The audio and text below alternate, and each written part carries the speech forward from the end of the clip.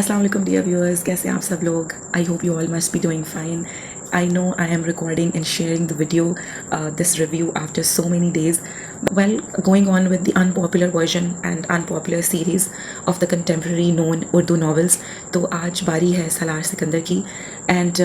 we all know him, one of the most loved and admired character in the fictional world, and truly he is the most favorite undoubtedly. And I must say कि कोई भी ऐसा नहीं होगा जिसने सलार के बारे में ना सुना हो. मोस्ट प्रोबेबली जिन्होंने नॉवेल्स पढ़े भी नहीं हैं और somehow they just know that novels exist. Urdu novels की बात कर रही हूँ, तो they must be familiar with Salar Sikandar. Salar के साथ जो अनपॉपुलर ओपिनियंस अटैच हैं और जो मुझे पता चले कुछ विच आई कम टू नो, वो दो हैं. एक पीरे कामिल से रिलेट कर रहा है और एक आबे हयात से लिंक कर रहा है. सो इस वीडियो में मैं उन दोनों को शेयर करूँगी. दोनों नॉवेल्स के साथ जो है वो लिंक हो जाएंगे. And obviously it's about character traits, the overall character of Salaar Sikandar. So well, first जो अनपॉपुलर ओपिनियन है जो कि पीरे कामिल के साथ लिंक कर रहा है कि वो सलार के उस एरा के साथ और बेसिकली नॉवल की थीम्स के साथ लिंक कर रहा है. उसमें सलार के बारे में कहा जाता है कि इफ़ ही क्लेम्ड कि वो इतना प्यार करता था इमामा से, 9 साल तक उसने इंतज़ार किया, so how come he said yes marrying Amna, जो कि बेसिकली हमें एज अ रीडर तो पता ही है कि वो इमामा हाशिम ही है, लेकिन सलार को नहीं पता और हमें भी उस वक्त तक तो नहीं पता कि आमना बेसिकली इमामा ही है. So readers out there they somehow complain कि सलार की जो डिवोशन है या जो लव है टूवर्ड्स इमामा, और in simple words we would say loyalty है, जिसको वो बहुत क्लेम करता है, या जिसे हम सब लोग फिक्शनल वर्ड में रीडर्स जो हैं वो ये कहते हैं कि सलार वेटेड फॉर 9 years और इतना लंबा इंतज़ार किया. सो रीडर्स का कहना ये है कि that is somehow disloyalty towards Imama Hashim. क्यों वो आमना से निकाह पे तैयार हो गया? So we can't say Salaar जो है वो कम्प्लीटली लॉयल था, या ये नहीं कहा जा सकता कि 9 साल उसने इमामा के लिए इंतज़ार किया. अगर इतना ही इंतज़ार कर रहा था तो फिर उसने आमना से निकाह के लिए हामी क्यों भरी? सो एक ओपिनियन तो ये हो गया है. सेकेंड जो अनपॉपुलर ओपिनियन है और जो कि फर्स्ट ओपिनियन से ज़्यादा जो है वो सर्कुलेट होता है, although it is an unpopular opinion, but still we come to know about इसके सलार के साथ ये एक चीज़ बहुत ज़्यादा अटैच है. It's about his character. Aab-e Hayat का ये सीन है और वो लिंक कर रहा है इमामा और हाशिम की आफ्टर मैरिज फर्स्ट फाइट के साथ, और a kind of one can say कि ओनली फाइट जो कि इतनी हार्श थी. और उसमें सलार इमामा को कैरेक्टरलेस बोलता है, और वो डेफिनेटली उसका मतलब यही होता है, वो उसे कहता है कि कोई कैरेक्टर है तुम्हारा, और जिसपे इमामा उसे कहती है कि कैरेक्टर था तो तुमने शादी की थी. And somehow it is linked with जलाल अंसर, क्योंकि बाय चांस और कोइंसिडेंटली इमामा की मुलाकात जलाल से हो जाती है, जिसका सलार को पता चलता है. सो ही शोज दिस इनसिक्योरिटी और बहुत ही एक रैश किस्म का और एग्रेसिव और काफ़ी ब्लंट सा रिएक्शन उसकी तरफ से आता है. सो वो एक चीज़ है जिस पे बहुत सारे रीडर्स का कहना ये है कि सलार ने तो इमामा को पाक औरत करके अल्लाह ताला से मांगा था, तो फिर उसने इमामा को इतने सख्त और इतने तल्ख अल्फाज क्यों बोले, या उसने ये क्यों कहा कि कैरेक्टर है तुम्हारा, यानी बेसिकली और इनडायरेक्टली वो उसको कैरेक्टरलेस बोल रहा है. या और भी ओवरऑल जितनी बातें वो उसको बोलता है कि स्टॉप बी फूलिंग मी वुमन, मैं बेवकूफ़ नहीं हूँ लेकिन मैं तुम्हारे हाथों बंद ज़रूर गया हूँ, और जिस तरह वो इमामा को घर से भी निकाल देता है. Like that is an indirect jab कि किस तरह जो सलार है वो इमामा के लिए ड्राइवर अरेंज करता है और इमामा फिर डॉक्टर सिब्त अली के घर वापस चली जाती है. ये बेसिकली लिंक कर रहा है आबे हयात के साथ, और इन दो अनपॉपुलर ओपिनियंस की मैं इस वीडियो में बात करूँगी. रिव्यू जो होगा वो सलार पे ही होगा. I completely disagree with these 2 POVs, अगर मैं इनको अपने बिहाफ पे बताऊँ, और what actually there is been shown Salar के कैरेक्टर के साथ, जो कि मुझे लगता है कि बहुत क्लियरली प्रेजेंटेड था. अगर फर्स्ट POV की बात की जाए जिसमें सलार की लॉयल्टी को चेक किया जाता है या उसको क्वेश्चन किया जाता है, तो about that I would clearly से कि इतना डिटेल में नॉवल के लास्ट सीन्स में या after the second half it's been explained by Umair Ahmad कि कोई गुंजाइश बचती ही नहीं है. वहाँ पे हमें क्लियरली पता है कि सलार जो है वो डेलिब्रेटली या अपनी चॉइस के साथ या बाय हिज ओन विल आमना से निकाह नहीं कर रहा, बल्कि वो डॉक्टर सिब्त अली की रिक्वेस्ट होती है. अगर हम लोग नॉवल में सीन्स को पढ़ें तो बहुत क्लियरली इस चीज़ की रियलाइजेशन हो जाती है कि जब सलार को इमामा का लेटर मिलता है जो कि उसके फादर उसको देते हैं, और इमामा ने सलार से निकाह करने के बाद अपने घर को छोड़ने के 2.5 साल के बाद वो लेटर और कुछ पैसे और फ़ोन जो उनकी रकम वगैरह थी वो सलार को वापस भेजी होती है. जब इमामा को ये पता चलता है कि सलार की डेथ हो चुकी है, जो कि बेसिकली नहीं हुई होती, सलार के वालिद जो हैं वो इमामा से झूठ बोलते हैं ताकि ये सारा जो मामला है जिस मेस में सलार सलार था वो उससे बाहर आ जाए। तो इमामा वो जो लेटर सलार को भेजती है और उसको वो लेटर मिलता है, तो सलार उस रात कंप्लीटली टूट जाता है। उसको वाकई लगता है कि अब उसके लिए कुछ भी नहीं बचा, क्योंकि पहले एक आस थी, एक उम्मीद थी कि कहीं ना कहीं इमामा से उसका टकराव हो जाएगा, शायद वो उसको मिल जाए। साथ में वो ये भी समझता था कि maybe Imama out there is still her wife, और इमामा को नहीं पता कि तलाक का हक जो है वो उसने दे दिया था उसको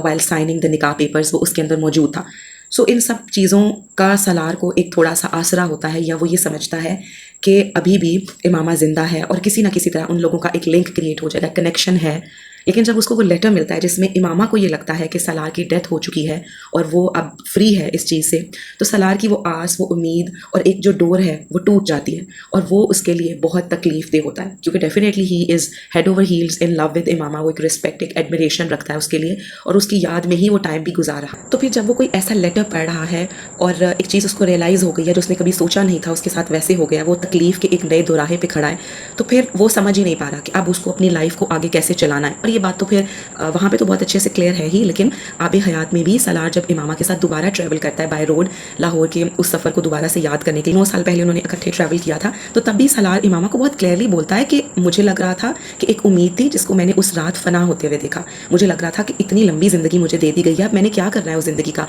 क्योंकि मैं कहीं ना कहीं ये सोच के बैठा हुआ था, लाइक सलार ये सोच के बैठा हुआ था कि इमामा उसे मिल ही जाएगी, या वो अपनी ज़िंदगी एक आस और एक उम्मीद पर गुजार रहा था। वो लेटर पढ़ने के बाद और ये जानने के बाद कि इमामा को लगता है कि उसकी डेथ हो चुकी है, शी मस्ट बी फ्री, तो अब उसको फील होता है कि ऐसा कुछ नहीं होगा। वो तो फिर उसके बाद हम देखते हैं जो कि इतना खूबसूरत सीन है कि सलार अपनी तकलीफ़ को कम करने के लिए उम्रे पे जाता है और अल्लाह ताला के सामने खाना काबा में वो जो गिड़गिड़ा के दुआ करता है, वो इतना खूबसूरत सीन है, one of my favourite scene, और इतना मेजमराइजिंग सीन था जब सलार को हरम पाक में बैठ के ख्वाब आता है, और अभी उसको तब नहीं पता कि उसने वो दुआ मांगनी है या नहीं मांगनी। अल्लाह ताला कितने प्यारे तरीके से हर चीज़ को कनेक्ट कर रहे हैं, एक डॉट्स हैं और डॉट्स की लाइन बनी हुई है जिन पे सलार चल रहा है, क्योंकि अल्लाह ने उसको उसकी मंजिल देनी थी। So that all was really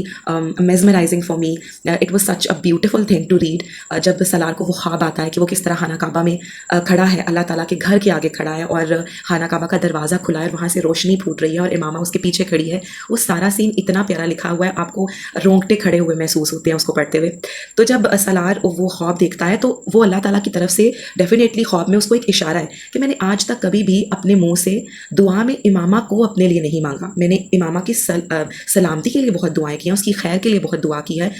खुद सलार ने अपनी गुमराही से बचने के लिए बहुत दुआ की होती है, अपने गुनाहों की माफ़ी भी मांगता है, लेकिन उसने कभी भी इमामा को अपने लिए अल्लाह ताला से नहीं मांगा होता। सो वो दुआ वो ख्वाब उसके लिए एक रास्ता होता है, और जिस तकलीफ़ में वो होता है जब वो दुआ मांगता है तो वहाँ क्लियरली लिखा हुआ है कि उसके बाद ना सलार अपने अंदर एक सुकून महसूस करता है, और वहाँ से जब वो वापस आ रहा होता है दुआ मांग के, तो वो ये फील करता है कि हाँ अब वो पहले से बहुत बेहतर हालत में है। और एग्जैक्टली वो एक ऐसा टाइम होता है जब सलार की जो दुआ है वो डायरेक्ट अल्लाह ताला ऐसे कबूल करते हैं, ऐसे सुनते हैं कि उसके बाद उसको इमामा हाशिम दे दी जाती है। किस तरह जलाल और इमामा की मुलाकात होती है और जलाल वंस अगेन उसको रिजेक्ट करता है, लाइक उसकी शादी हो चुकी है, 3 साल का बेटा भी है, और इमामा उसको कहती है कि मुझसे सेकंड मैरिज कर लो, ऑल सच थिंग्स, लेकिन स्टिल जलाल वही है, सेल्फिश और अपने करियर ओरिएंटेड, करियर फोकस्ड, और कहीं पे भी उसकी ज़िंदगी में इमामा की जगह नहीं है। और उस तरह की वो लव, अफेक्शन और एक लॉयल्टी, या मैं कहूँ तो एक straight forwardness, the truth in the love, वो जलाल शो ही नहीं करता, ना उसमें वो चीज़ पहले होती है और बाद में तो बिल्कुल ही हम नहीं देखते उस चीज़ को। और इमामा को वो इनकार कर देता है, और उसके बाद इमामा के लिए एक और प्रपोज़ल को पसंद किया जाता है जो कि फ़हद का होता है। जब आप पीरे कामिल को पढ़ रहे होते हो और फ़हद वाला एक सीन आता है कि किस तरह एक नया लड़का है और इसका प्रपोज़ल इमामा के लिए आया है, तो वहाँ पर पढ़ते हुए ये सोच आपके जहन में आती है कि फ़हद को डेलिब्रेटली लाया गया, क्योंकि अगर देखा जाए तो सलार कहीं पर भी राज़ी नहीं था आमना से शादी करने के लिए, क्योंकि सईदा अम्मा एक दफ़ा फुरकान के थ्रू उसको कहलवा चुकी होती हैं और कहीं ना कहीं खुद भी इनडायरेक्टली सलार को इशारे दे चुकी होती हैं। लेकिन सलार क्योंकि इमामा से मोहब्बत करता है और उसके दिल में इमामा के लिए ही इश्क है, तो वो इस सब चीज़ों से हमेशा स्टेप बैक हो जाता है, वो इनकार कर देता है स्ट्रेट फॉरवर्डली। और फुरकान उसको ये भी कहता है कि इमामा तुम्हारे लिए नहीं है, हो सकता है आमना ही हो, तो क्या आप तुम सारी ज़िंदगी इमामा के लिए बैठे रहोगे? और सलार वहाँ पर भी ये बात करता है कि आप जिस इंसान के मकरूज़ होते हो, क्या आप कभी उसे भी भूल सकते हो? क्या कोई इंसान सांस लेना भूल सकता है? सो बेसिकली वो इमामा की इंपॉर्टेंस बता रहा है जो उसकी ज़िंदगी में है, ना होते हुए भी, कि किस तरह वो उसके लिए ऐसे ही ज़रूरी है, इतना ही अहम है इमामा का किरदार जैसे सांस लेना हो। तो फिर इस सारे सीन से तो हमें क्लियरली आइडिया हो रहा है सलार की लॉयल्टी का, और ये भी पता चल रहा है कि सलार किसी तौर भी राज़ी नहीं है आमना से शादी करने के लिए। तो फ़हद की जो इक्वेशन आती है उसका जो एक रिश्ता या प्रपोजल सैयदा अम्मा पसंद करती हैं इमामा के लिए, वो पता चलता है कि अल्लाह ताला कैसे एक सीढ़ी बना रहे हैं, कैसे स्टेप बाय स्टेप चीज़ें जो हैं वो क्रिएट की जा रही हैं ताकि कहीं ना कहीं सलार और इमामा जो है वापस में मिल सके, उनका पैचअप हो सके। डॉक्टर सिब्ते अली को वैसे भी सलार इमामा के लिए ही पसंद था और वो चाहते भी थे कि वो उससे बात करें, लेकिन क्योंकि जब आमना की शादी हो रही होती है या जब वो सारा प्रोसेस चल रहा होता है जिसमें सईदा अम्मा उसके लिए रिश्ता पसंद करती हैं, तो वो उस कंट्री में नहीं होते, वो आउट ऑफ कंट्री होते हैं, पाकिस्तान नहीं होते और वो वापस भी जल्दी नहीं आ सकते। तो इस सारी सूरत हाल में फिर वो यही अच्छा समझते हैं कि ठीक है, जहाँ इमामा की शादी हो रही है, बेसिकली जहाँ आमना की शादी हो रही है, तो वो ठीक है। लेकिन क्योंकि सिचुएशन ऐसी बन जाती है, once again the point to be noted is कि सिचुएशन ऐसी बन जाती है, और गाइस डेफिनेटली वो लिखा इस तरह से गया है जो कि हमें क्लियरली समझ आ रही है कि सिचुएशन अल्लाह ताला डेलिब्रेटली बना रहे हैं। अल्लाह ताला ने सलार को इमामा ही देनी थी और कहीं ना कहीं वो ऑब्वियसली उसकी मनकुआ थी, उसके निकाह में थी इतने सारे अरसे में। तो पहले अल्लाह ताला ने जलाल के साथ इमामा की एक मुलाकात करवाई, उसको इनकार मिला, उसके बाद फ़हद जैसा प्रपोजल उसके लिए आया और वो किस तरह रेडी होती है शादी के लिए, और फ़हद जो है उसके बारे में पता चलता है कि वो ऑलरेडी मैरिड है, बारात नहीं आएगी। तो वो एक ऐसी सिचुएशन बन जाती है जिसमें सलार को पहली कॉल की जाती है या सलार ही जहन में आता है जो इस सारे मैस से वो निकाल सकता है। फुरकान जब उसको समझाता है तो सलार बाकायदा तौर पर इनकार करता है और वो कंप्लीटली इस चीज़ से मना करता है। लेकिन यही कॉल जब डॉक्टर सिब्ते अली उसको करते हैं या फुरकान जब ये कहता है कि ये मेरी तरफ से नहीं है बल्कि डॉक्टर सिब्ते अली की रिक्वेस्ट है, और क्योंकि सलार की ज़िंदगी में उनका एक बहुत पोटेंशियल और एक बहुत इंपॉर्टेंट रोल होता है, तो जब डॉक्टर सिब्ते अली कॉल करके उससे दरख्वास्त करते हैं कि किस तरह वो उनकी बेटी है और वो इस सारे मैस से उनको निकाल लें और वो एक बहुत अच्छी लड़की है, तो तब सलार डेफिनेटली उसको पता है कि अब कोई रास्ता नहीं है, और वो ये बाकायदा कहता भी है कि आप दरख्वास्त नहीं करें, आप सिर्फ हुक्म करें। यानी मैं इतनी इज्जत तो आपकी करता हूँ, इतनी तो आपके हुक्म की पासदारी करता हूँ कि मैं इस चीज़ से मना ना करूं। तो वहाँ हमें क्लियरली पता चल जाता है कि सलार अपने दिल को मार के ही इमामा बेसिकली जो कि आमना है उससे निकाह की हामी भरता है, और सलार साथ ये भी कहता है कि अभी वो निकाह तो कर रहा है लेकिन वो फौरी तौर पर रुखसती नहीं करेगा। और उसके फिर आगे फर्दर जितने भी सीन्स हैं उसमें इतना हमें क्लियर हो जाता है कि फुरकान प्रॉपर्ली उसे देख के कह रहा है कि मुझे सलार पे तरस आ रहा था कि किस तरह वो एक लड़की के इश्क में मुब्तला है और किस तरह उस पर ये सिचुएशन थोप दी गई। तो ये सारे सीन्स इतने क्लियर हैं जिससे हमें ये पता चलता है कि वो सलार नहीं था जिसने आमना के लिए हामी भरी, वो सिचुएशंस ऐसी बनी और वो अल्लाह ताला इमामा उसको देना चाह रहे थे, और वो डॉक्टर सिब्ते अली की रिक्वेस्ट थी जिस पे सलार ने हामी भरी, वो भी इतना ज़्यादा मना करने के बाद। सो आई होप ये चीज़ तो बहुत अच्छे से क्लियर होगी कि सलार ने कभी भी आमना से अपनी मर्जी रखते हुए शादी की या निकाह की ख्वाहिश नहीं की। बेसिकली तो वो इमामा ही थी, और जब ये चीज़ उस पर आश्कार होती है या उसको पता चलता है और वो सहन में इमामा को खड़े हुए देखता है और उनकी नज़र मिलती है, और उसके बाद का वो सारा सीन जिसमें सलार कहता है कि आप इनको कहीं अपना सामान पैक कर लें और इमामा वहाँ मौजूद है, बट हमें एज अ रीडर भी क्लियरली नहीं पता, बट कुछ हद तक ग्लिम्सेस मिल जाते हैं, कहीं ना कहीं एक गेस है, कनेक्शन है जो हम खुद बना लेते हैं कि ये इमामा ही है। फुरकान के साथ जब वो वापस आता है, ड्राइंग रूम में फुरकान बैठा होता है सईदा अम्मा के घर, और वो उससे बात करता है, तो फुरकान उसको कहता है कि कोई बात नहीं, तुम्हारे लिए यही औरत लिखी गई थी और ये बहुत अच्छी साबित होगी, और ज़िंदगी में इंसान के लिए वो सब कुछ नहीं होता जो वो चाहता है, और कोई ऐसा शख्स नहीं जिसकी हर दुआ कबूल होती हो। और सलार उसकी सारी बातें सुन रहा है, और सलार सिंपल उसको एंड पे एक बात कहते हुए जाता है कि तो फिर तुम मुझे देख लो, अगर तुमने कभी किसी ऐसे आदमी को नहीं देखा कि जिसकी सारी दुआएं कबूल हो रही हैं, तो तुम मुझे देख लो, क्योंकि मैं वो आदमी हूँ, मैंने जो चाहा मैंने वो पा लिया, और मैंने इमामा हाशिम को चाहा और वो औरत इस वक्त जो है वो मेरे घर में मौजूद है। तो वहाँ से तो फिर हमें क्लियरली आइडिया हो जाता है। सो आई होप ये एक बात तो बहुत क्लियर है कि हम सलार की लॉयल्टी को टेस्ट नहीं कर सकते, चाहे वो 9 साल इंतज़ार होता, चाहे वो चंद साल का इंतज़ार होता, और चाहे वो थ्रू आउट लाइफ लॉन्ग इंतज़ार होता, हमें पीछे उसकी नीयत को समझने की ज़रूरत है कि वो कितना लॉयल था और कितना ईमानदार था इस चीज़ में कि वो इमामा के साथ अपने रिश्ते में ख़यानत नहीं करना चाहता था। वो सिर्फ डॉक्टर सिब्ते अली की रिक्वेस्ट थी, फुरकान की रिक्वेस्ट भी नहीं थी, सैयदा अम्मा का प्रपोजल भी नहीं था, वो सिर्फ उनकी रिक्वेस्ट थी जिसको सलार ने उस वक्त कबूल किया। और क्योंकि उसके पीछे इमामा का लेटर भी था जो उसने पढ़ लिया था, जिस चीज़ ने कहीं ना कहीं उसकी उम्मीद को छीन लिया था, बट स्टिल वो इंटैक्ट था कि वो शादी नहीं करेगा कभी किसी और से। लाइक अभी तो वो ये नहीं सोच रहा, उसके दिल में इमामा ही है, लेकिन क्योंकि अल्लाह ताला ने ही उसकी ये दुआ कबूल की और ये सारी सिचुएशन उसके लिए क्रिएट की गई, तो फिर सलार को इमामा मिलनी ही थी। उस लिहाज से इमामा और सलार का वापस हम जो है वो एक पैचअप देखते हैं, और finally he got his love, one true love. So I hope so कि ये चीज़ तो बहुत क्लियर हो कि हम सलार की लॉयल्टी पे नहीं कह सकते कि ये कैसा इंतज़ार था जो सिर्फ उसने इतने साल किया और फिर क्यों वो राज़ी हो गया। नॉवल में तो ये चीज़ इतने क्लियरली एक्सप्लेन्ड है, जो कि एक बहुत अच्छी बात है उमैरा अहमद की राइटिंग्स की, that is to be praised, कि वो इतना डिस्क्रिप्टिव लिखती हैं जितना ज़रूरत भी हो, और जिससे बात क्लियरली समझ भी आ जाए और जिसमें रिचनेस भी होती है। आई होप ये चीज़ तो एक जो है वो बहुत क्लियर हो। सेकेंड जो अनपॉपुलर POV है या ओपिनियन है और वो आजकल तो रील्स में अक्सर हम देखते हैं, जिन लोगों को सलार नहीं पसंद या जिन्हें लगता है कि सलार एक फरिश्ता नुमा या फरिश्ता सिफ्त कैरेक्टर लिखा गया, ऐसा इंसान डिपिक्ट किया गया है। Oh my God, what kind of words he had used for Imama. उसने उसको कैरेक्टरलेस बोला, हालांकि दुआ में उसने अपने लिए एक पाक औरत मांगी थी, तो फिर इमामा उसको पाक क्यों नहीं लगी, या क्या वो इमामा पे शक कर रहा था, ऑल सच थिंग्स। बात को तो स्किप ही कर देते हैं ना कि किसकी ज़्यादा गलती थी, बिकॉज वी ऑब्वियसली नो कि गलती इमामा की भी थी और गलती सलार की भी थी। Definitely his choice of words और जिस तरह से वो इमामा के साथ इतना हार्श हुआ, वो तो काफ़ी गलत था। और उस चीज़ को ना मैं जस्टिफाई कर रही हूँ और ना ही नॉवल में राइटर ने इस तरह लिखा है कि उसकी जस्टिफिकेशन हो। और I think so that's the beautiful thing. यही राइटर बताना चाह रही हैं कि सलार जैसा मर्द भी, जिसकी इतनी कैरेक्टर ट्रेट्स शार्प हैं और जो इतना लॉयल है टुवर्ड्स इमामा, और वो उसे इतनी मोहब्बत भी करता है और वो इस चीज़ का दावा भी कर रहा है, और वो लिटरली अच्छा है भी, उसका कैरेक्टर ओवरऑल, उसकी ट्रेट्स, वो सब कुछ, उसके बावजूद भी कुछ ऐसी चीज़ें हैं जिस पे सलार भी गुस्सा हो सकता है। और इस तरह का गुस्सा, इस तरह की इनसिक्योरिटी, बिकॉज ऑब्वियसली हमें पता है कि वो इमामा की और जलाल की एक इक्वेशन है, उससे वाकिफ़ है। और फिर वो ये भी जानता है कि इमामा किस तरह जलाल के मामले में बहुत इम्पल्सिव रही है, कितने बड़े बड़े कदम भी उठाए हैं उसने उसके लिए। तो फिर उसको कहीं ना कहीं ये इंप्रेशन जाता है कि as if Imama is cheating on him, और ये इंप्रेशन जाता है। डेफिनेटली वो एक कोइंसिडेंस होता है, और इमामा और जलाल की मुलाकात बहुत नॉर्मल सी होती है। इमामा को भी उसको शेयर करना चाहिए था जलाल के साथ, वो उसने नहीं शेयर किया। एक मुलाकात का ही जो जिक्र है वो सलार से नहीं किया, या उसके साथ ये चीज़ शेयर नहीं की, और जिसकी वजह से उसको ये इंप्रेशन गया कि as if Imama is cheating on him, या पता नहीं ये कब से मुलाकात कर रही है। और वो शायद इतना इनसिक्योर नहीं होता, जैसा कि हमें इमामा के भी और सलार के POVs में ये बात बहुत क्लियरली एक्सप्लेन की गई है कि किस तरह इमामा भी जानती थी कि सलार कभी भी उसके किसी भी ऐसे फ्रेंड के साथ लंच करने पे, डिनर करने पे कोई भी प्रॉब्लम क्रिएट कभी ना करता, वो ऐसा इंसान ही नहीं था। और सलार भी ये जानता था कि किसी फ्रेंड से मिले या किसी भी तरह का कोई लंच डिनर वगैरह हो तो सलार ऐसा रवैया कभी भी डिपिक्ट ना करता। वजह जलाल अंसर था, और डेफिनेटली वजह वो हिस्ट्री भी थी जो वो तीनों आपस में शेयर करते थे, और सलार वाकिफ़ था कि इमामा किस तरह की फीलिंग्स रखती है जलाल के लिए। सो ये सारी चीज़ें थी जिन्होंने कहीं ना कहीं मिल के पुश किया सलार जैसे मर्द को भी इस तरह की सोच की तरफ कि एज इफ़ के ये क्या चल रहा है कि मैं तो अपनी तरफ से इमामा के साथ इतना लॉयल हूँ, उसको जो है वो हर तरह की फैसिलिटी प्रोवाइड कर रहा हूँ, और उसके साथ उतना ही अच्छा और मोहब्बत वाला रवैया रख रहा हूँ, या उससे भी बढ़ के जो कि मैंने अपने दिल में सोचा था, या जो इमामा डिज़र्व करती है। सबसे पहले तो मैं इस चीज़ से इतना अग्री ही नहीं करती कि मैं ये कहूँ कि क्योंकि सलार ने इमामा को वो स्पेसिफिक वर्ड्स बोले, या बहुत गुस्से में आया, या इमामा को घर से जाने का कहा, तो सलार एक नेगेटिव कैरेक्टर था, वो बहुत गलत था।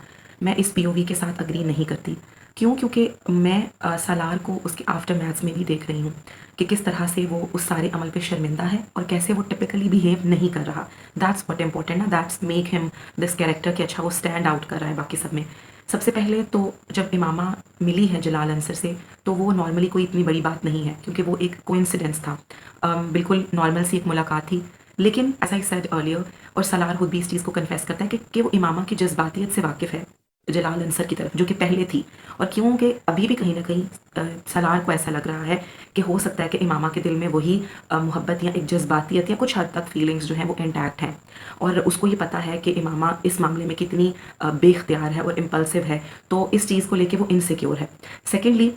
क्योंकि उसको इमामा ने खुद नहीं बताया, शायद इमामा उसको खुद बताती और नॉर्मली वो चीज़ नरेट होती, तो सलार को इतना बुरा या इतना गुस्सा नहीं लग रहा होता, वो ऐसा फील नहीं करता। लेकिन क्योंकि ये बात उसको किसी थर्ड पर्सन से पता चल रही है, और वो भी as if this thing is throwing upon him कि इनसे तो हमारी मुलाकात हो गई, या ये कुछ दिन पहले जलाल के साथ एक रेस्टोरेंट में लंच कर रही थी, तो ये एक चीज़ इन इटसेल्फ भी किसी और से सुनना और इस तरह से सलार के लिए शॉकिंग था। फिर तीसरी एक बड़ी बात, जो कि सलार तो खुद कंप्लीटली कन्फेस करता है इस चीज़ को कि मैं आई ओवर रिएक्टेड, मैंने तुम्हारी बात नहीं सुनी, मेरी गलती ये थी कि मैं तुम्हारी बात सुन लेता। इमामा को वो ये कहता है। तो इस सब में ऑब्वियसली थोड़ी बहुत गलती इमामा की भी है, और वो इतनी कोई बड़ी गलती भी नहीं है। इट्स नॉर्मल कि ठीक है उसने सलार को वो सब नहीं बताया, क्योंकि वो उस डे में जो इवेंट्स इमामा के साथ हुए, या जिस तरह वो बिहेव कर रही थी, सलार के लिए इक्वली वो भी शॉकिंग था। उसका वॉशरूम में रिंग भूल आना, उसका गाड़ी के पेपर्स के बारे में उसको नहीं पता होता, गाड़ी जो है वो बिल्कुल ट्रैफिक के बीच में रह जाती है, इमामा का जूता टूट जाता है, वो सलार के ऑफिस में आती है, और फिर किस तरह वो सारे सीन्स लिखे हैं कि इमामा वो zone out, she was not there in the moment. यानी जलाल से मुलाकात ने उसको इतना ज़्यादा इमोशनली और मेंटली बैगेज किया है, प्रेशराइज़ किया है कि वो कहीं ना कहीं जोन आउट है, यानी वो उस सारे तकलीफ़ के दौरानिए से फिर से गुजर रही है और वो क्या महसूस कर रही है। तो सलार को वो सब चीज़ें भी याद होती हैं कि इमामा ने कैसा बिहेव किया। सो उसको लगता है ऐसा, वंस अगेन डेफिनेटली उसको ऐसा इम्प्रेशन जाता है कि वो ये समझता है कि एज इफ़ के Imama did all these things deliberately, या पता नहीं कब से मुलाकात हो रही है। और इसका बेहतरीन जवाब यही था, क्योंकि वो हमें भी पता है और वो खुद सलार भी कन्फेस कर रहा है that he over reacted simply. उसको इतना गुस्सा आता है, वो इतने हार्श वर्ड्स यूज़ करता है। वो इमामा को बुलाता नहीं है, एक दिन नाश्ता नहीं कर रहा, डिनर नहीं कर रहा, घर लेट आ रहा है, दोनों की एक ऑन एंड ऑफ जो है वो बेंटरिंग चल रही है, हार्श वर्ड्स का एक्सचेंज हो रहा है। डेफिनेटली इमामा सॉरी कर रही है, एक्सक्यूज़ कर रही है और उसके अलावा वो सिचुएशन को काम डाउन करने की कोशिश कर रही है, बट सलार कम्प्लीटली हार्श हो रहा है उसकी तरफ। उसके जो चॉइस ऑफ वर्ड्स है वो बहुत एग्रेसिव है, टोन बहुत हार्श है, और फिर स्ट्रेट आउट वो उसको कह देता है कि कैरेक्टर था तुम्हारा कोई, और उस पर मामा उसको ये कहती है कि कैरेक्टर था तो तुमने शादी की थी, और वो कहता है कि शादी नहीं की थी, गलती की थी, एंड आई रिग्रेट दैट। और फिर उसके बाद वो किस तरह फुरकान के ड्राइवर को बुलाता है, तो डायरेक्टली नहीं तो इनडायरेक्टली तो वो इमामा को कहता ही है कि तुम चली जाओ, क्योंकि वो जाहिर बात है ड्राइवर अरेंज करके देता है, और इमामा उस हालत में जो भी करती है, घर से चली जाती है और डॉक्टर सिब्ते अली के घर आ जाती है, सईदा अम्मा से बात करती है, वो सारा प्रोसेस तो वो बहुत नेचुरल था। इमामा जिस सारी सिचुएशन से गुजर रही है, जिस तरह से इमोशनली वो ड्रेन्ड हो चुकी है, जो अल्फाज उस तक पहुँचे हैं, और बकौल उसके खुद के भी और सलार के भी वो उसकी महबूबा है, और इस तरह से तो उसने कभी भी उससे बात नहीं की थी। तो इमामा को आइडिया हो रहा होता है सिचुएशन का, लेकिन उस वक्त जो वो करती है वो बहुत नेचुरल था। और फिर सलार की तरफ से उसको यही इमेज जाता है, यही इंप्रेशन जाता है कि इसने मुझे घर से जाने को ही बोला है, निकाल दिया है, जो कि डेफिनेटली सलार डायरेक्टली नहीं करता, लेकिन इनडायरेक्टली तो वो करता ही है। तो इस सारे सीन में मैं तो बिल्कुल इस चीज़ को जस्टिफाई नहीं करूँगी कि सलार ने जो कहा या जो किया वो बिल्कुल ठीक था, नहीं, डेफिनेटली वो गलत ही था, वो बहुत हार्श वर्ड्स थे। लेकिन जो बेस्ट चीज़ मुझे लगी और जो अच्छी बात थी, जो कि बहुत टिपिकल नहीं था, वो ये कि Salaar excused for that. Salaar ने डॉक्टर सिब्ते अली के आगे इमामा की इज्जत रखी। अगर इमामा को वो वर्ड्स बोले, उसके साथ इतना हार्श हुआ, वो लड़ाई की, तो 4-5 दिन जो लड़ाई का दुरानिया था, जो उनकी अलहदगी थी, उसमें उसने किसी को भी ये नहीं बताया कि व्हाट वाज द रीज़न। सारे उसको ही गलत समझ रहे हैं, उसको ही बुरा समझ रहे हैं, और इस चीज़ को वो क्लियर नहीं कर रहा। वो ये चीज़ किसी और को बता ही नहीं रहा, फुरकान को नहीं बता रहा, डॉक्टर सिब्ते अली के सामने चुप करके बैठा है, और फिर कंप्लीटली वो सरेंडर कर देता है उनके सामने। वो माफ़ी मांग रहा है इमामा से, वो एक्सक्यूज़ कर रहा है, और फिर अकेले में आके भी once again it was not just a show off कि सिर्फ डॉक्टर सिब्ते अली की इज्जत रखने के लिए या उनकी बात का भरम और मान रखते हुए वो सॉरी करता है। He himself felt that regret, और वो इमामा को कहता भी है, एक दफ़ा नहीं 2 दफ़ा वो माफ़ी मांगता है, और वो डॉक्टर साहब के सामने भी माफ़ी मांग रहा है, अलहदगी में गाड़ी में भी माफ़ी मांग रहा है, उसके बाद भी मांग रहा है, शर्मिंदगी के एक दौरानिए से गुजर रहा है, और वो क्लियरली इमामा को ये कह रहा है दैट आई मेंट दिस, कि मैं वाकई में शर्मिंदा हूँ,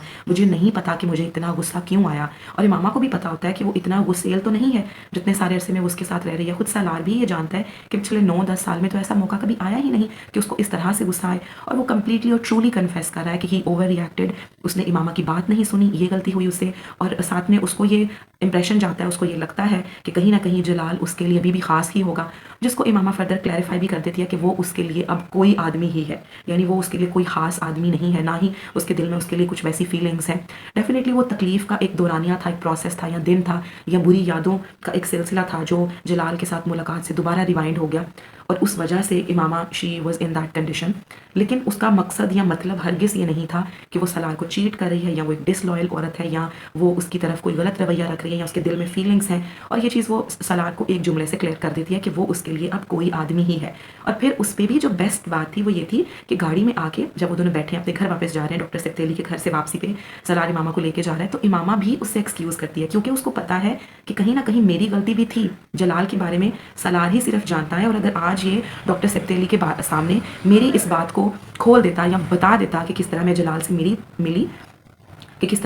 मिली, तो वो मेरी इज्जत को उनकी नज़रों में बहुत कम कर देता। तो वो इसके लिए सलार से एक्सक्यूज़ भी करती है कि आज तुम्हारे साथ ज़्यादती हुई है, मैं इस बात को मानती हूँ, जितना गुस्सा अब्बू ने तुम पर किया, और मैं शर्मिंदा भी हूँ, बस तुम मेरी बात सुन लेते, और मैं तुम्हें बताना भी चाह रही थी लेकिन तुमने सुना नहीं। और सलार भी इस चीज़ को कम्प्लीटली कन्फेस करता है that yes I over reacted, क्योंकि बस मैंने ख्वार होना था और मुझे मेरी औकात का जो पता चलना था, और बस ये सारा गुस्सा जो है वो मुझे आया तो मैंने ओवर रिएक्ट किया, मेरी गलती यही थी कि मैंने तुम्हारी बात नहीं सुनी। So it was definitely that शर्मिंदगी, दैट माफ़ी मांगना, एक्सक्यूज़, गिल्ट फील करना, और फिर सिर्फ उन लम्हों में ही नहीं, काफ़ी सारे दिन तक, और फिर इमामा से थ्रू आउट माफ़ी मांगना, और फिर डॉक्टर सिब्ते अली के सामने और दूसरों के सामने भी किसी भी तरह की कोई बात ना खोलना, इमामा की इज्जत रखना, all these points that got me for him, like he literally earn such thing. तो ऐसा बिल्कुल नहीं था कि वो कोई टिपिकल मर्दों वाला बिहेवियर रख रहा है कि जी नॉर्मली माफ़ी मांग ली या गलती का एहसास हो गया एंड दैट्स इट। वो एक डाइवोर्स डीड प्रिपेयर करता है और वो इमामा के लिए जो उसका रवैया था उसकी तरफ वो अपनी शर्मिंदगी जाहिर करता है, और वो कंप्लीटली उसको बताता है कि किस तरह वो उसके मामले में भी उतना ही इम्पल्सिव है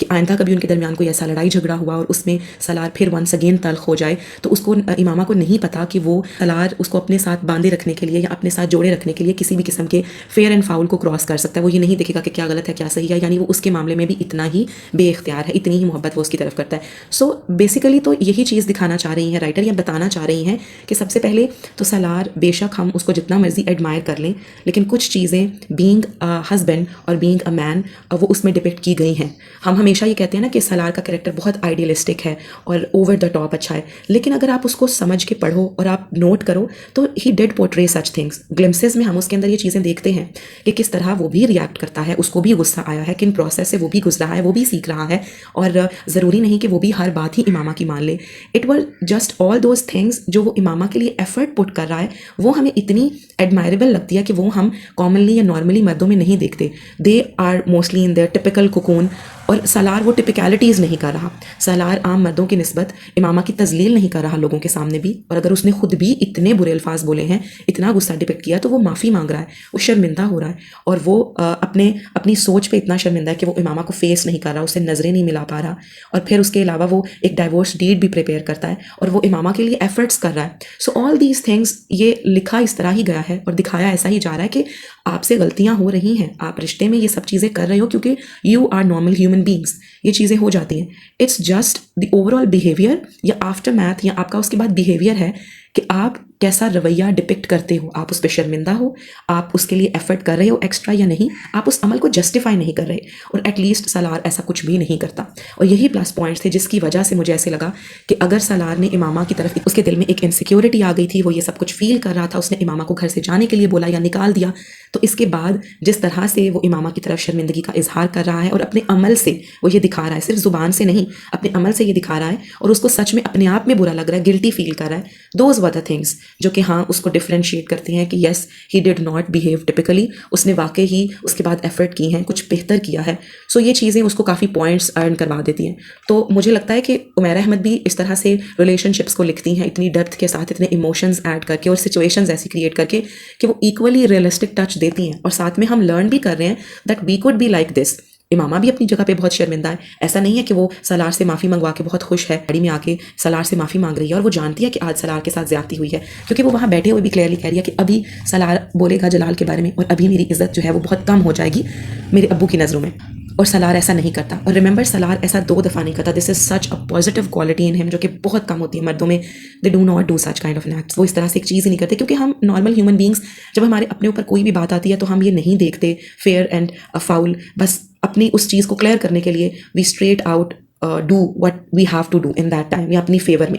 और सलार दोनों दफ़ा ऐसा कुछ नहीं करता। फर्स्ट टाइम जब बिल्कुल उनकी शादी के शुरू के कुछ 2-3 दिन के बाद इमामा घर आती है और वो सईदा अम्मा को गलत बातें बता देती है सलार के हवाले से, और यही बातें डॉक्टर सिब्ते अली तक पहुंचती हैं, तब भी सलार कुछ नहीं बोलता, बिल्कुल सर झुकाए बैठा चुप करके सुनता रहता है उनकी बातें, और फिर इमामा से एक्सक्यूज़ करता है और उसको ले जाता है। बेशक जब वो दोनों साथ होते हैं तो वो उसको बोलता है कि इमामा तुमने ये सब कुछ क्या क्या बोला उनको मेरे बारे में, मेरा तो ऐसा कोई इरादा ही नहीं था। सेकेंडली जब जलाल वाला वाक़या होता है तब भी सलार किसी के सामने इस चीज़ को नहीं खोल रहा कि मैंने इमामा को ऐसा क्यों बोला, क्या वजह थी। फिर डेफिनेटली वी नो कि सलार गलत ही था काफ़ी हद तक, लेकिन इमामा की भी गलती थी, और वहाँ पे सलार ने इमामा की इज्जत रखी। तो 2 दफ़ा उसने ये किया, और ये चीज़ इतनी अप्रिशिएबल थी उसके अंदर, इतनी एडमायरेबल थी कि उसने इमामा की इज्जत रखी, क्योंकि उसने ही रखनी थी। और यही चीज़ जो है वो नॉवल के इन सीन्स में सिखाई जा रही है, और आई थिंक सो यही कुछ चीज़ें हैं जो सलार को सलार बना रही हैं कि उसमें भी एज एन इंसान बहुत सारी गलतियाँ थीं, और वो कर भी रहा था, और वो जानता भी था अपनी उन ख़ताओं के बारे में। उसकी हदायत वाली जर्नी तो लेट इट बी असाइड, मैं उसकी कैरेक्टर ट्रेट्स की बात कर रही हूँ कि definitely he had his flaws in him, but let's be very honest कि जो बेस्ट एक क्वालिटी थी सलार में वो ये थी कि him being a real person, वो काफ़ी खरा और सच्चा इंसान था। जब वो गलत रास्ते पे भी था, कंप्लीटली वेस्टर्न था और बहुत ही ज़्यादा, और गुमराही के रास्ते पे भी था, तब भी जो वो था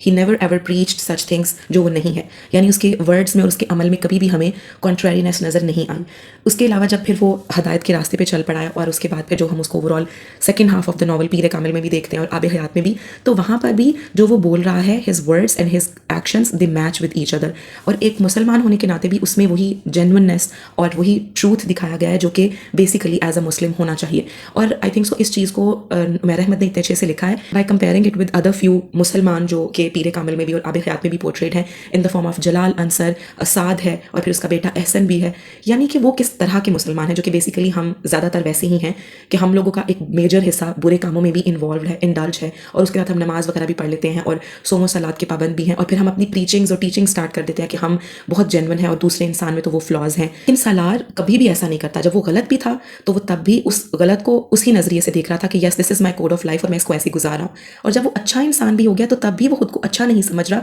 लेकिन उसके जो एक्ट्स हैं, उसका जो ओवरऑल बिहेवियर है वो इतना ट्रू है, इतना जेन्युइन है एज अ मुस्लिम, और यही चीज़ उसके अंदर काफ़ी ज़्यादा प्रेज वर्दी है। तो इमामा की तरफ भी जब उसका ये सारा रवैया होता है तो वो अपने आप में बहुत शर्मिंदगी महसूस करता है। बस उन सीन्स को प्रॉपरली ऐसे लिखा गया कि हमें समझ आ रही है कि सालार भी कोई ऐसा इंसान नहीं है। अगर वो इमामा से बहुत मोहब्बत भी करता था और उसको भी इमामा की किसी ऐसी बात के बारे में पता चला है तो he behaved typically at that time but not afterward. What he did, उसने अपने उस अमल को जस्टिफाई नहीं किया, उसने उस पर माफ़ी मांगी और वो उसके लिए अपने एक्ट्स में कुछ अच्छा कर रहा है और वो दूसरों की नज़र में एटलीस्ट इमामा को लेट डाउन नहीं कर रहा, उसकी इज्जत रखना उसको आता है। राइटर इन सीन से हमें यही समझाना चाह रही हैं या यही बताना चाह रही हैं कि एक मर्द उसकी नेचर के बारे में और वो किस तरह की सोच के साथ आता है। लेकिन thank God he is not a typical man once again Salar, because whatever he did वो उस चीज़ को जस्टिफाई नहीं कर रहा, वो अपनी गलती को एडमिट कर रहा है। और एक पैराग्राफ था वहाँ पे बहुत क्लियरली लिखा हुआ था कि इस वक्त एक मर्द की तरह वो अपनी ज़िद में था,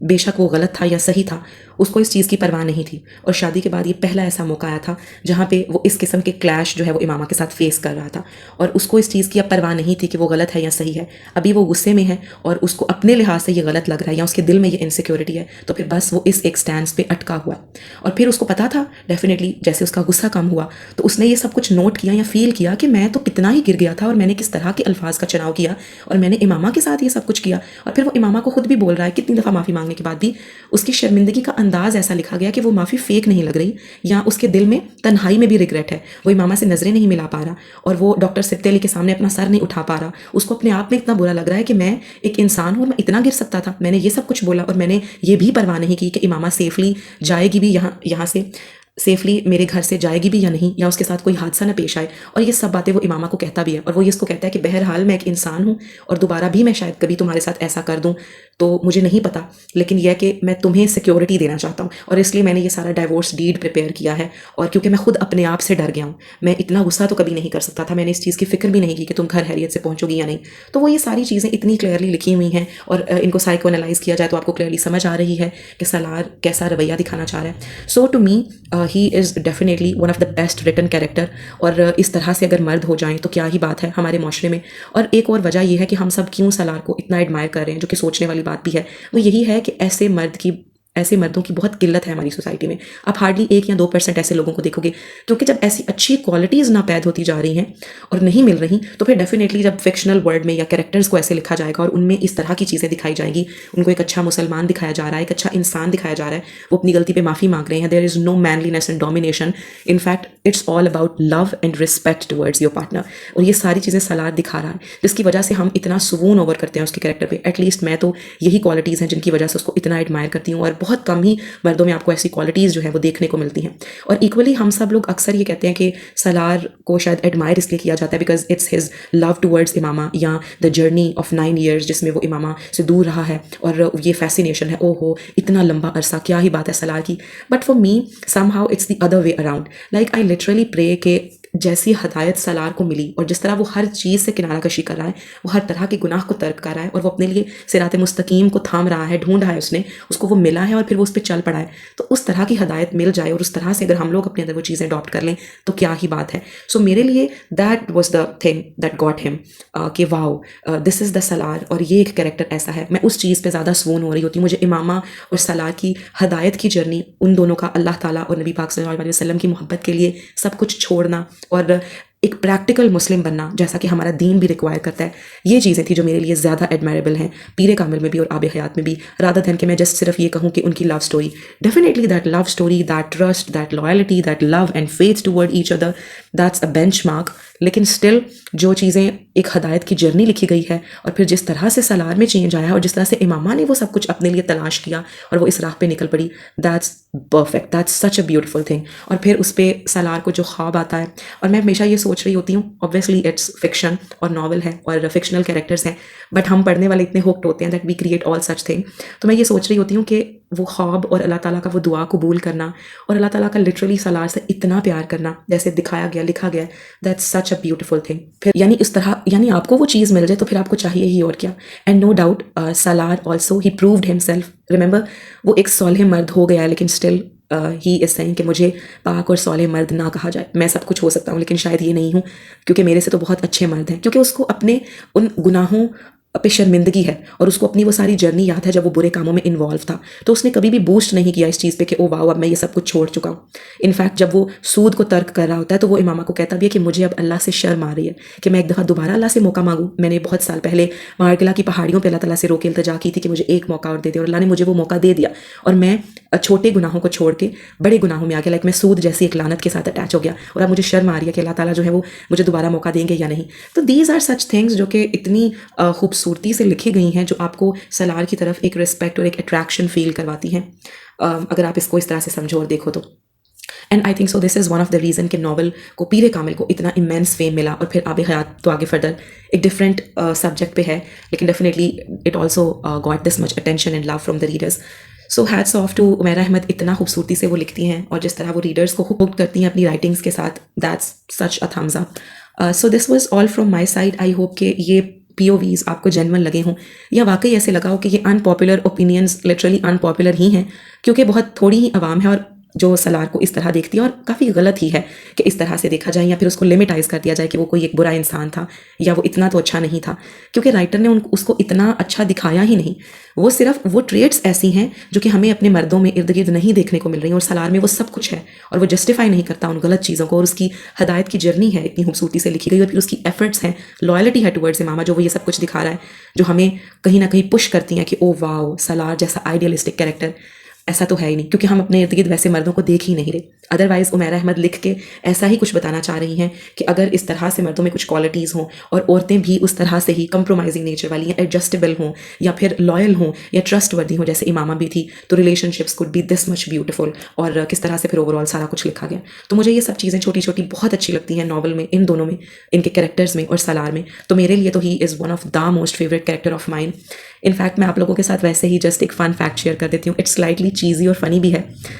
मेरे लिए जो चीज़ यहाँ पे अर्न करना इम्पॉसिबल है डेफिनेटली इन दिस वर्ल्ड, तो मैं हमेशा ये कहती हूँ कि जन्नत में ये मिलेगा। मैं अल्लाह ताला को ये कहूँगी कि वो ये दे दें। आई नो हम में से सब यही करते ही होंगे कहीं ना कहीं। तो once me and my other friend, cousin of mine, she is also my friend, तो हम लोग बैठे हुए थे और हम ये बात कर रहे थे अबाउट सलार और डिफरेंट नॉवल्स के बारे में। नॉवल रीडर्स को, बुक लवर्स को जब अपने जैसा कोई मिल जाए तो फिर वो हर तरह की बात कर रहे होते हैं उनके साथ, उससे ज़्यादा तो फिर कुछ अच्छा हो ही नहीं सकता। सो उसी तरह की एक कन्वर्सेशन चल रही थी और मेरी कज़न ने, उसने ये बोला कि मैं तो अल्लाह ताला से जन्नत में सलार को मांगूंगी और खुद इमामा बनूंगी। So that was very funny for me, क्योंकि मैं उसको ये कह रही थी कि नहीं, मैं तो चाहूँगी कि सलार और इमामा की स्टोरी को मैं जन्नत में अपने सामने देखूँ और मैं वो कैरेक्टर्स क्रिएट करवाऊंगी और मैं उस सारे सीन्स को देखूंगी अपनी आंखों से या उनकी स्टोरी को, और definitely I would have my own Salaar Sikandar. तो शी सेड कि नहीं, मैं तो खुद ही इमामा बनूंगी और अपने लिए सलार को चाहूँगी। तो that was quite funny for me. So I thought कि चलिए आप लोगों के साथ भी लास्ट में ये शेयर करती हूँ। आप लोग कॉमेंट्स में ज़रूर बताइएगा कि आप लोगों को ये POV कैसा लगा और आप लोग इसे कितना अग्री करते हैं। आप लोगों के इसके बारे में क्या पर्सपेक्टिव, क्या व्यूज़ हैं, आप लोगों ने क्या ऐसी चीज़ें सुनी हैं, आप सलार को कैसे देखते हैं, कितने पॉइंट्स देते हैं आप सलार को, और आपका फेवरेट कैरेक्टर कौन सा है, मेल फेवरेट कैरेक्टर क्या सलार है या क्या कोई और है। इस सीरीज़ के सिर्फ कुछ ही 2-3 अनपॉपुलर वर्जन्स जो हैं वो रह गए हैं। इंशाल्लाह ताला मैं उनको भी जल्दी कवर करूँगी। टेक केयर, अल्लाह हाफिज़।